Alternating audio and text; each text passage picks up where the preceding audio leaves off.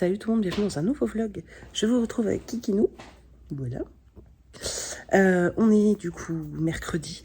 Il n'y aura pas de vlog aujourd'hui, vous l'avez vu de toute façon qu'il n'y a pas eu de vlog hier. Tout simplement parce que mardi, j'ai complètement zappé de vlogger. En fait, le matin, j'ai eu 50 milliards de trucs à faire. Donc j'ai fait tous les trucs que j'avais à faire en me disant, j'ouvrirai le vlog plus tard dans la journée. Là, j'ai pas le temps, je verrai ça cet après-midi et tout, enfin en début d'après-midi. Et il s'avère que je me suis posée pour lire et en fait, je me suis endormie. Voilà, début des vacances, enfin première après-midi de vacances, je me suis effondrée.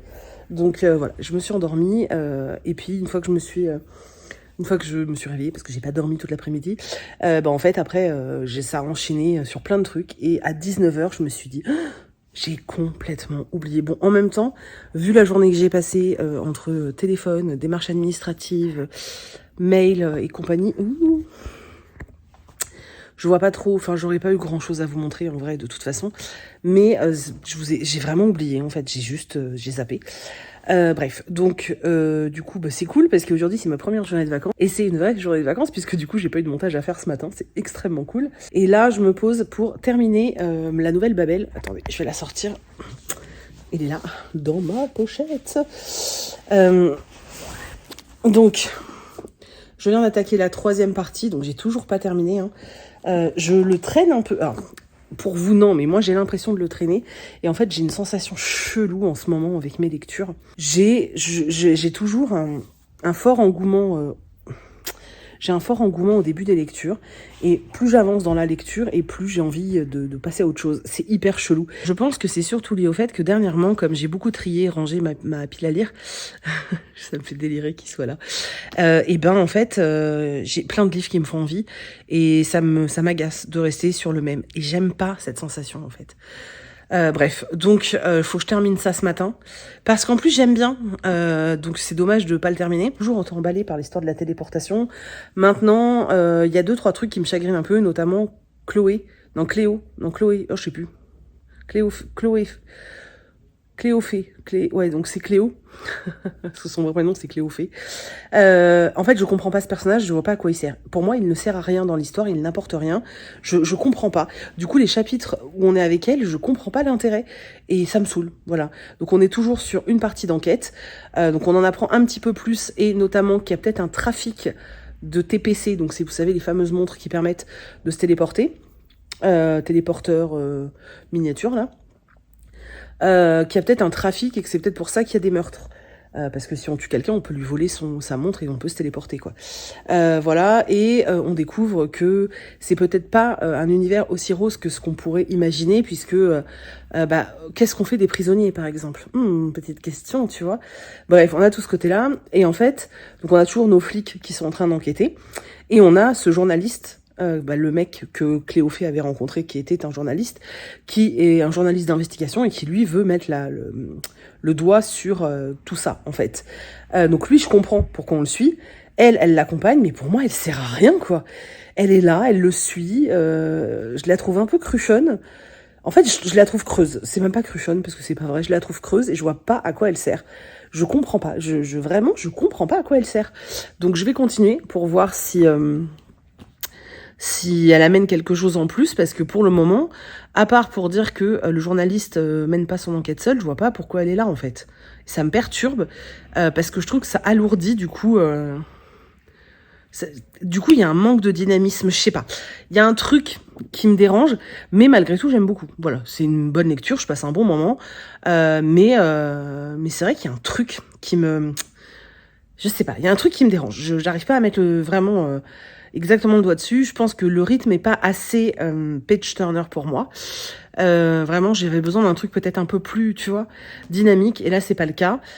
Les passages avec cette fille là, je vois pas à quoi ils servent. Pour moi, ils servent à rien. Donc, à part une meuf qui est en manque d'aventure et qui décide de vivre l'aventure de sa life. Mais sinon, ça sert à rien. Voilà. C'est tout. Voilà. Sinon, la plume de l'auteur est très agréable. J'aime toujours autant, je vous dis, toutes les thématiques autour de la téléportation, autour de tous les questionnements qu'on peut avoir au niveau de la société, au niveau du monde aussi. Et cette fameuse tour de Babel, que le président Nemrod, donc que le président est en train de construire et tout.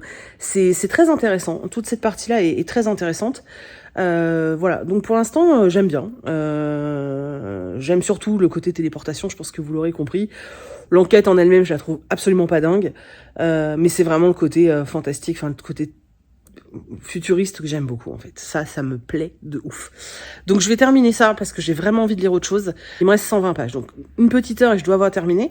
Puisqu'après j'attaque, attendez, je vous montre. Donc dans la box de Noël, j'avais mis un livre, hein, donc attendez, j'y arrive pas. Donc la box de Noël, c'était ce livre-là, 25 Faubourg des Étoiles, qui est d'une beauté, les gars, voilà. J'ai proposé qu'on commence la LC de ce roman aujourd'hui et qu'on lise tranquillement 5 chapitres par jour. Donc ensuite, je vais lire mes 5 chapitres par jour. Là, par contre, moi, les 5 premiers chapitres, c'est une relecture, hein, parce que je les ai déjà lus. Mais je vais les relire tranquillement. Et puis ensuite, je vais me sortir autre chose. Je ne sais pas quoi. Je sais pas. Aidez-moi. Non, vous pouvez pas m'aider. Bref, bon. Bah, je vous laisse parce que j'arrive pas à tenir le téléphone, c'est trop compliqué. Et du coup, je suis obligée de zoomer comme ça et ça devient affreux. Je vous reprends, je sais pas, il doit être 17h. J'attendais pour vous reprendre parce que je dois recevoir ma commande Gilbert Joseph aujourd'hui. Hein, j'ai reçu le mail, il est en cours de livraison, t'as le suivi, ils me disent qu'il est dans le camion du livreur, enfin de la poste quoi. Et en fait, j'attendais.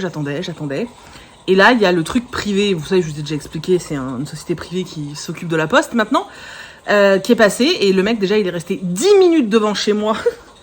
Sauf que moi, dès qu'il y a une bagnole garée devant ma porte, Meiko, elle hurle, donc c'était l'enfer. Bref, et je le vois fouiller dans son truc et tout. Et j'attendais donc mon colis Gibert. Et Chris attendait une commande, ce qui est un très très gros carton. Et je vois le mec sortir du derrière du camion, là, avec une enveloppe. Et je me dis, il se fout de ma gueule ou quoi? Donc il vient et tout, il me donne une enveloppe. Et je lui dis, vous avez que ça?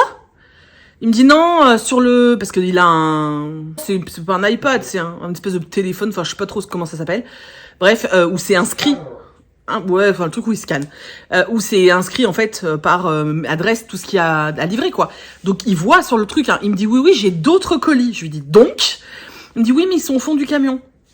Donc, il me dit bah comme il y a plein de trucs devant, je vous les livrerai un autre jour. Tu te fous de ma gueule ou ça se passe comment en fait? Non mais what? Et je lui dis non, je dis vous me livrez pas un autre jour, moi j'en ai besoin quoi. Enfin, le gars il peut pas aller fouiner dans son camion, ou alors il s'organise avant sa tournée en fait. C'est un peu le principe du métier en fait quand t'es livreur quoi. T'es censé organiser ta tournée et en plus ça te fait gagner du temps hein, puisque tu trouves plus rapidement ce que tu cherches dans ton camion, donc forcément tu restes pas un quart d'heure devant chez les gens parce que pour lui c'est une perte de temps, laisse tomber quoi. Donc il me dit je repasserai ce soir. Ouais, enfin, il est déjà 17h, donc tu vas passer à minuit. Enfin, moi, j'y crois pas du tout, en fait, quoi. Donc, bref, ça m'agace, je vous jure, ça m'agace. Qu'il soit débordé, je comprends, c'est pas ça le problème. C'est sûrement pour ça, d'ailleurs, qu'il passe tard. C'est juste qu'en fait, le fait qu'ils aient transmis, en fait, leur activité à une société privée, ils ont fait appel à des gens qui sont pas formés, en fait. Et du coup, les gars, mais c'est même pas de leur faute, en fait. C'est juste qu'ils sont pas formés, quoi. Donc, les gars, en fait, ils font ce qu'ils peuvent. On leur donne des colis, ils balancent tout dans leur coffre. Et puis, quand ils arrivent dans les maisons, ils font comme ils peuvent, quoi. Donc, ils fouillent, ils remuent tout. Et déjà, je comprends pas, en fait. Ils pouvaient pas les former 2 jours, tu vois. Tu prends 2 jours et tu leur expliques que, voilà, tu installes les colis par ordre de ta tournée, déjà parce que comme ça tu vas finir plus tôt étant donné que tu vas les trouver plus rapidement, que ça évite qu'en plus ça évite que des colis soient perdus, donc ce qui est bien aussi pour l'usager, tu vois. Bref, ça me semble voilà, j'ai l'impression d'être une vieille à râler sur la poste, mais je suis vieille.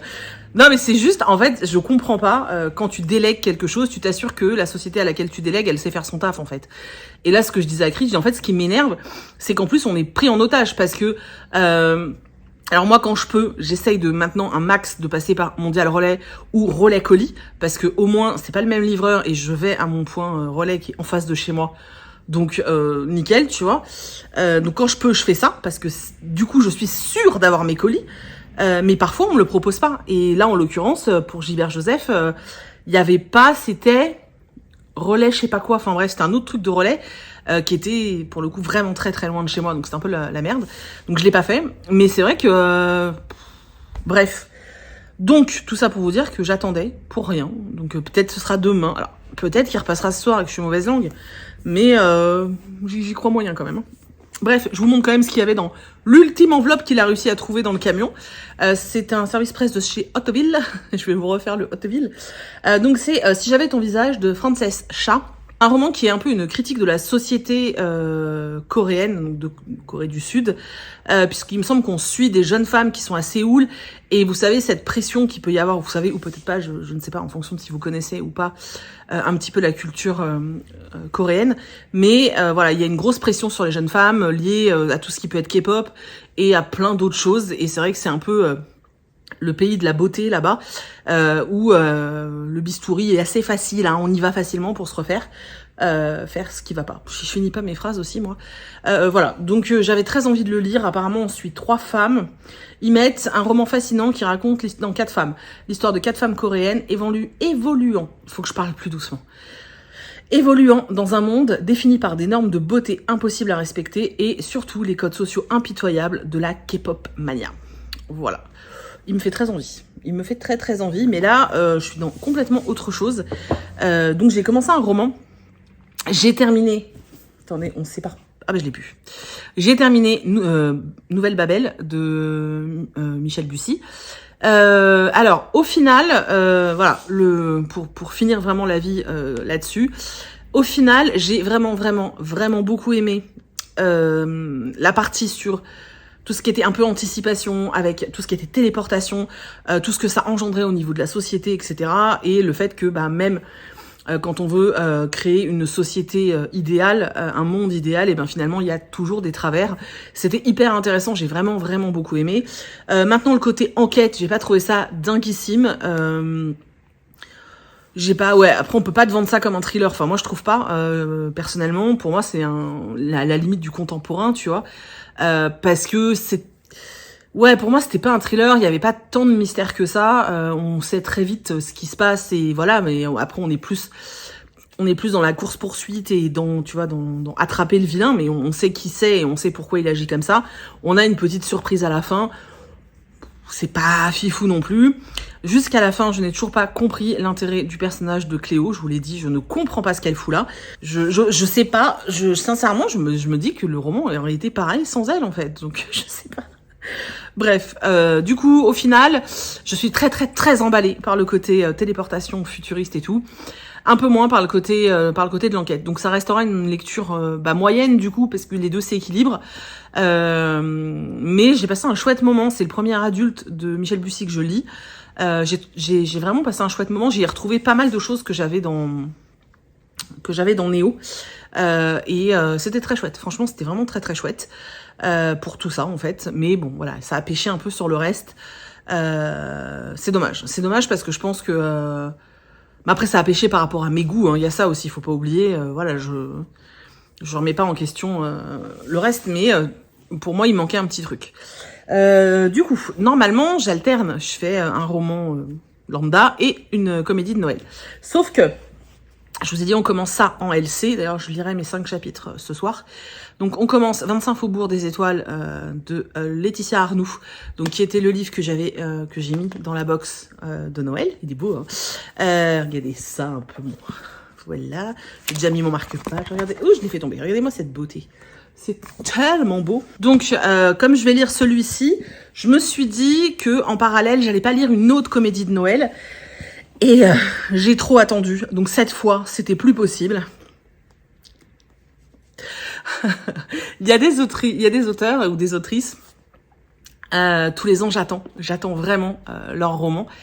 Et là, le livre d'Aurélie, en fait, j'ai ce tome 1 depuis plusieurs mois à la maison, sauf que je sais, parce qu'Aurélie me l'avait dit, que Aurélie Wallenstein, je sais qu'il y avait une deuxième partie, et qu'elle m'avait conseillé quand même d'attendre d'avoir le 2, parce que c'était mieux de pouvoir, alors peut-être pas enchaîner tout de suite, peut-être laisser une lecture entre les deux, mais de pouvoir les lire très rapprochés. Donc j'avais pris mon mal en patience. Ensuite, J'ai attendu, j'ai acheté le tome 2 à Montreuil, donc début décembre. Je l'ai oublié chez ma cousine, à Paris. Finalement, elle me l'a renvoyé parce que je voulais le lire. Et là, je me suis dit, écoute, c'est le moment, vas-y. Et j'ai littéralement bouffé 130 pages. J'adore la plume d'Aurélie. J'adore les univers qu'elle crée. J'adore sa façon d'écrire. Elle te prend à chaque fois. Avec moi, ça marche tout le temps. En fait, ce que j'adore, je crois qu'il y a ça aussi. Il y a un élément qu'on aime ou qu'on n'aime pas les histoires qu'elle invente. Il y a quand même un élément que tu peux pas enlever. C'est que c'est tout le temps hyper original. C'est déjà d'un roman à l'autre, elle change complètement les codes. Et alors tu reconnais que c'est du Aurélie Wallenstein, mais ils sont tous hyper différents les uns des autres. Et en plus, elle change tellement. Enfin, moi qui me plains souvent qu'on n'a pas assez d'originalité dans les romans et tout, mais quand tu lis un de ces romans, tu trouves tout ce truc-là, en fait, toute cette originalité que j'aime tant, et je suis trop contente. Vraiment, je suis extrêmement contente. Je m'éclate avec ce roman. On a 3 voix. J'aime les 3 personnages. On a la mise en place d'un univers hyper chelou avec un truc avec des araignées. Pour ça que là, vous voyez, il y a des toiles un peu partout. C'est fascinant. Et en même temps, par certains côtés, un peu dérangeant. À chaque fois, je me dis, mais où elle a été chercher ce truc, en fait? C'est hyper bizarre. Mais en même temps, tu découvres l'élément, tu dis, waouh, c'est chelou. Et en fait, après, tu t'y habitues. J'aime beaucoup, pour l'instant, bon, je suis qu'à 130 pages, mais j'aime beaucoup. Il y a des petits passages qui m'ont fait sourire, notamment un petit clin d'œil au petit chaperon rouge. Ouais, qu'est-ce qu'il y a d'autre? Il y a un côté hyper féministe, parce que voilà, il y a un parallèle qu'on peut faire avec, on parle de l'Inquisition dans l'univers de fantasy, hein, attention, mais du coup, on peut faire un gros parallèle avec ce qui s'est passé dans notre monde, hein, quand on faisait la chasse aux sorcières. La thématique est vraiment, vraiment chouette. J'aime beaucoup. J'aime beaucoup, beaucoup, beaucoup. Donc là, je vais y retourner, je vais me replonger dedans. Je vais le savourer, voilà. Je vais le savourer, mais en même temps, j'ai du mal à m'arrêter. J'ai un rendez-vous dans 20 minutes, donc je vais devoir arrêter. Hein. Et puis, je reprendrai après. Mais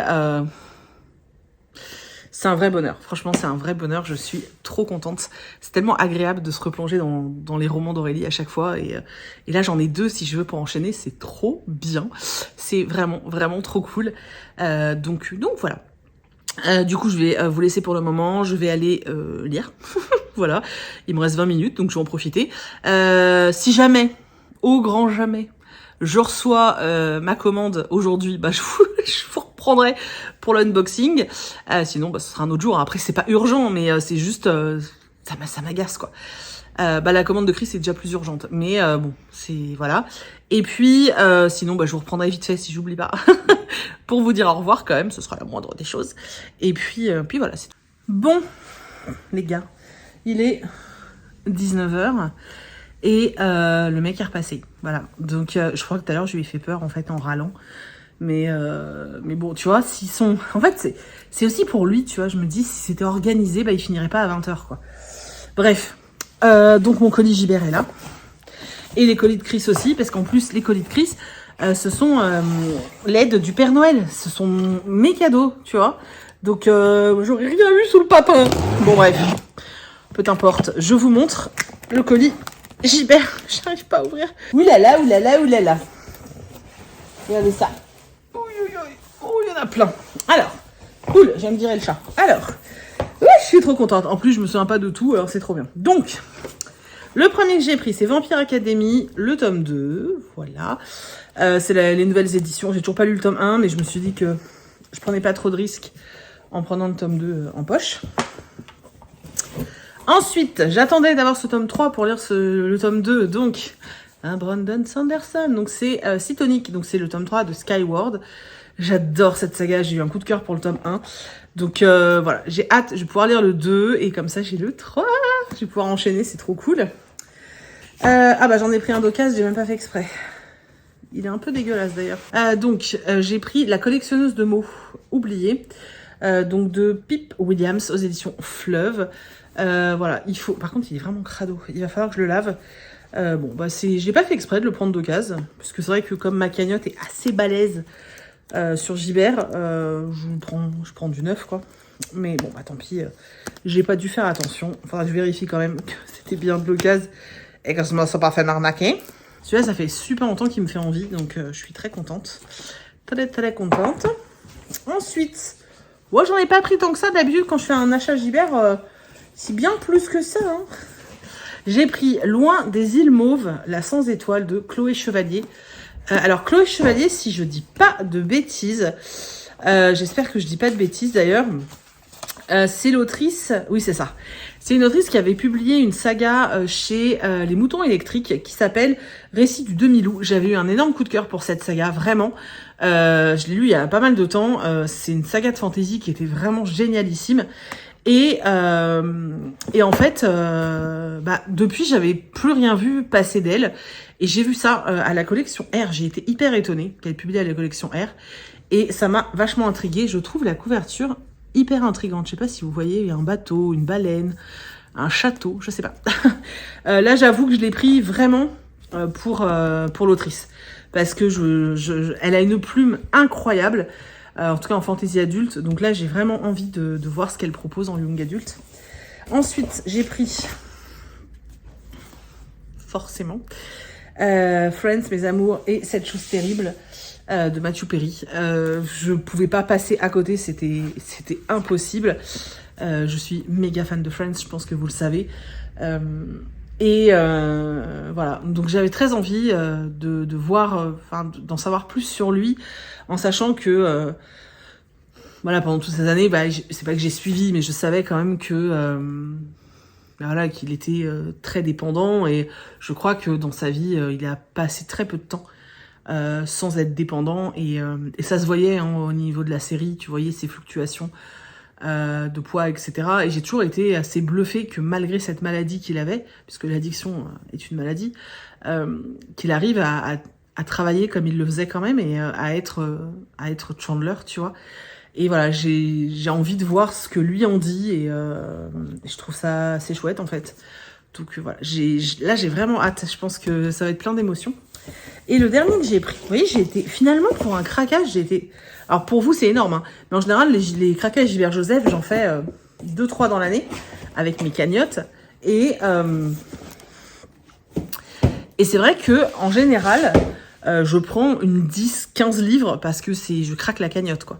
Là, j'ai vraiment pris ceux que je vais lire, je pense, assez rapidement. Voilà. J'ai pris un Karine Gibble. Donc, j'ai pris Glen Afrique. J'ai pris l'édition collector. J'aime bien les éditions collector. Moi, je suis un peu, voilà. Donc, dans cette édition collector, on a également des photos qui, d'après ce que j'ai compris, font partie de la collection personnelle de Karine Gibble. Derrière, en fait, on n'a pas vraiment de résumé, on a juste ça. En fait, c'est ça qui m'a intriguée. On met la genèse de ce roman et l'envie de rendre hommage à ma modeste mesure au livre de John Steinbeck, donc Des souris et des hommes. Ce chef-d'œuvre m'a prouvé des... Non, excusez-moi parce que c'est écrit, c'est une version manuscrite. Ce chef-d'œuvre m'a procuré des émotions si fortes, si rares, que ces deux héros ne m'ont jamais vraiment quitté. Vous le verrez, cher lecteur, cet hommage est fait de petites touches, comme autant de cailloux posés au bord du chemin qui vous mènera à Glen Afrique. Voilà. J'en sais pas beaucoup plus. En plus, on n'a pas du tout de résumé. Je sais pas. Ce bouquin me faisait super envie, et pourtant ça fait longtemps que je l'ai pas lu de Karine Gibble, parce que pour moi c'est un peu comme Sophie Vartan. My God, mais je deviens grave. Pour moi, ça fait partie de ces autrices où voilà, c'est trop hard pour moi sur certains bouquins. Ou alors je trouve que certains sujets sont traités de façon un peu chelou et j'adhère pas forcément, mais là ça a l'air d'être complètement différent de ce qu'elle propose habituellement, donc j'espère, je croise des doigts et on verra. J'ai très envie de lire ce livre, vraiment, donc je suis très contente, l'édition est très belle. Si vous l'avez lu, n'hésitez pas à me dire si j'ai raison dans le fait qu'il est différent de ce qu'elle propose d'habitude, parce que j'espère, en fait. J'ai toujours pas trouvé le nom de l'autre autrice que je cherche depuis tout à l'heure. Celle qui a écrit Serre-moi fort. J'ai Sylvie Vartan dans la tête, donc on va pas y arriver, en fait. Non mais c'est pas... Ah merde, c'est vous qui êtes sur le téléphone, je suis en train de me dire, je vais regarder sur le téléphone. Mais aidez-moi. Je suis sûre que vous êtes tous en train derrière votre écran de vous dire, mais non, c'est pas Sylvie Vartan. Mais je sais que c'est pas Sylvie Vartan. C'est... Il y a un « an » dedans. Putain, c'est horrible.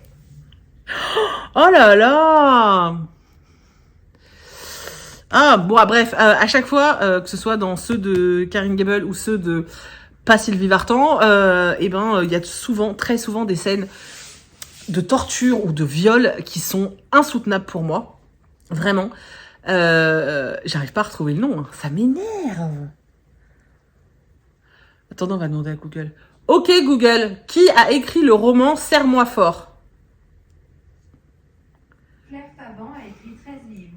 Le tueur intime, de nulle part, le nouveau thriller addictif de Claire Faban. Ok Google, stop. Donc Claire Faban et pas Sylvie Vartan.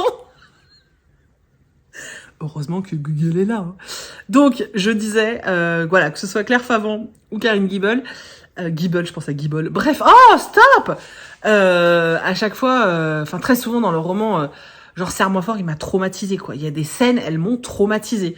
Je l'ai lu en apnée ce roman. Mais bref, souvent il y a des scènes de viol pour moi insoutenables dans ces romans-là. Dans leurs romans, c'est souvent très glauque, très malaisant. Voilà, donc dites-moi si je me trompe pas et si celui-là est différent. Pour moi, on est plus dans un roman noir, en fait, qui parle d'une ville et de ses habitants. Voilà. Bref, peut-être que je me gourre complètement. En tout cas, il me faisait grave envie et voilà. Donc voilà, à la cagnotte de Gibert, il me reste encore plein de thunes sur la cagnotte, c'est trop bien.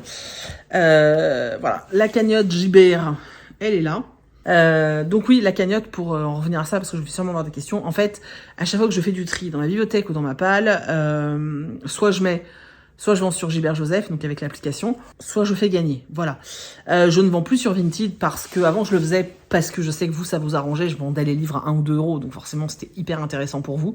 Je le fais plus, tout simplement parce que déjà je perdais de l'argent, étant donné qu'il fallait quand même que je paye les enveloppes et compagnie. En fait, je gagnais rien du tout.